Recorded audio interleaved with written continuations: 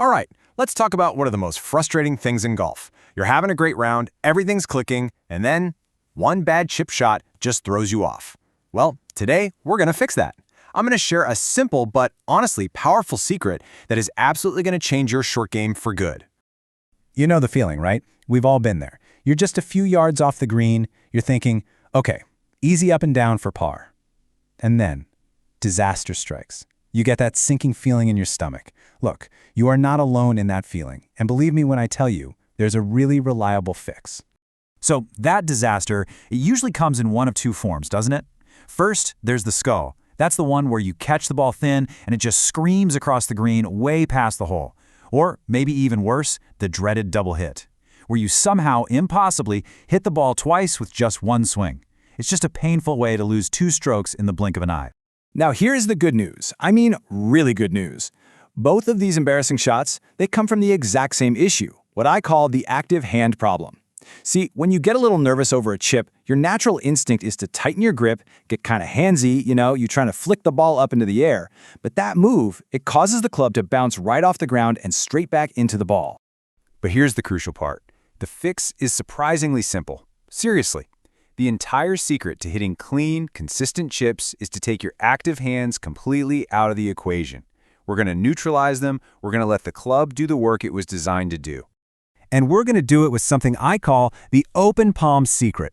It's just a simple 3-step method that's going to give you total control and, more importantly, confidence around the greens. Ready to dive in? Okay, let's get into it. Our path to total control has 3 main parts. First, we're going to adjust our lead hand to what we call a weak position. Second, we're going to dial in our grip pressure perfectly. And third, we're going to finish with a beautiful long arm follow-through. Let's break down each one. So step 1 is all about your setup, specifically what you're doing with your lead hand. That's your left hand if you're a righty. This right here, this is the foundation for the entire technique. All right, go ahead and grab your sand wedge or lob wedge. Now, instead of your normal grip, I want you to rotate your lead hand toward the target until the palm feels more open, almost like it's facing the sky. This is what we call a weak grip, and what's so brilliant about it is that from this position, it becomes physically impossible for your wrist to break down and flick the club at the ball. Think about that. You've just eliminated the main cause of the double hit before you even start your swing. Okay, so our hand position is set. Now let's talk about pressure. This is where so many golfers go wrong, especially when they feel the pressure of a delicate shot. They strangle the club. I want you to think about your grip pressure on a scale of 1 to 10. 10 is squeezing as hard as you possibly can. For these little chip shots, your ideal pressure is just a 2. That's it, a 2 out of 10. I know it's going to feel incredibly light, maybe even too light at first, but that is exactly the point. You know, the classic analogy is still the best one I've ever heard. Just imagine you're holding a small bird in your hands. You want to hold it just firm enough so it can't fly away, but soft enough that you don't hurt it. That is the exact feeling you want in your hands on the golf club. And here's why that late pressure is so critical. It allows the sole of the club, what we call the bounce, to actually do its job. It lets the club glide smoothly through the turf, just like you see here, instead of digging in or bouncing up. You're finally letting the club's design work for you. Okay, we've got the setup with the weak hand and we've got the light pressure. The final piece of this puzzle is the motion itself, and specifically, the follow-through. Let's see how we can build a perfect finish to this shot. So the goal here is pretty simple. We have to prevent the club from ever stopping or bouncing back toward the ball after you hit it.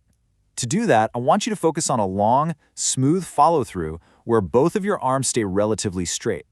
A fantastic checkpoint is to make sure your lead wrist stays flat, not cupped or bent, and that the handle of the club finishes by pointing right towards your lead hip. So when you combine that long arm finish with the weak grip we set up earlier, the result is just beautiful. The club head keeps moving forward and low, staying well away from the golf ball after impact. A double hit? It becomes a physical impossibility. Gone. So, we've covered the 3 steps. They're all pretty simple on their own. Now, let's put it all together into a pre-shot routine that you can take right to the practice green and then, with confidence, to the course. This is your new go-to. Every single time you step up to a chip, just run through this little checklist in your head. Number 1, is my lead palm open? Number 2, is my grip pressure a 2 out of 10? And number 3, am I committed to keeping my arms long through the finish? That's it. That is your checklist for success. So give this open palm setup a try during your next practice session. I promise you, neutralizing your hands like this, it is the absolute fastest way to gain total control, and I mean total control around the greens. Hey, if this tip helped you out, do me a favor and subscribe for more simple, effective ways to improve your game. For even more in-depth instruction and some other great swing fixes, come visit us at golflocality.com. Thanks for watching, and go enjoy that newfound confidence around the greens.